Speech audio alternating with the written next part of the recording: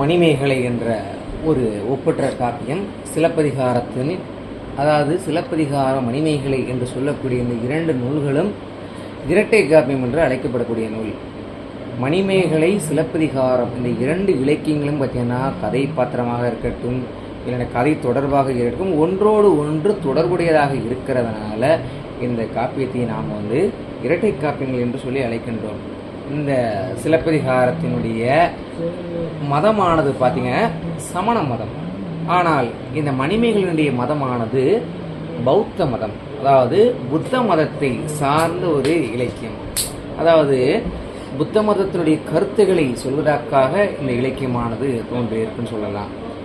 அதாவது கோவலன், மாதவி இந்த இருவருக்கும் மகளாக பிறந்தவள் மணிமேகலை.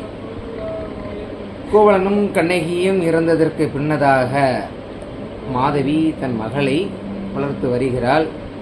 பூம்புகாரிலே, காவிரி பூம்பட்டினத்திலேயே 28 நாட்கள் அங்கு இந்திர விழா கொண்டாடிக்கிட்டு இருக்கிறாங்க. அப்படி இந்திர விழா கொண்டாடி இருக்கும்போது பூம்புகார் நகர மக்கள் எல்லாம் ஆவலோடு காத்துட்டு இருக்கிறாங்க. மணிமேகலை தான் நடனமாட வருவாள் என்று காத்து கொண்டிருக்கிறார். அப்போது மணிமேகலையுடைய தாய் மாதவி கூறுகிறாள், நாம் புத்த மதத்தை பரப்ப வேண்டும், நீ துறவியாக வேண்டும், இந்த மதத்தை தான் உலகத்திற்கு சொல்ல வேண்டும் என்று அவள் அந்த புத்த மத கருத்துக்களை சொல்வதற்காக வருகின்றாள்.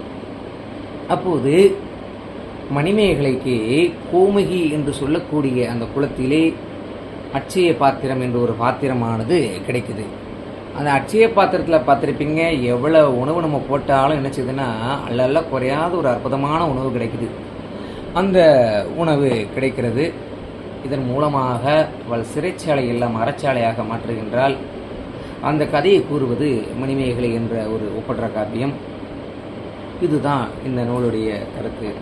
அதாவது மணிமேகலை திருமணம் செய்து கொள்ளாமல் அவள் துறவியாக வாழ்ந்து கொண்டிருக்கிறாள் அப்படிங்கிறத உணர்த்தக்கூடியது தான் இந்த இலக்கியம்.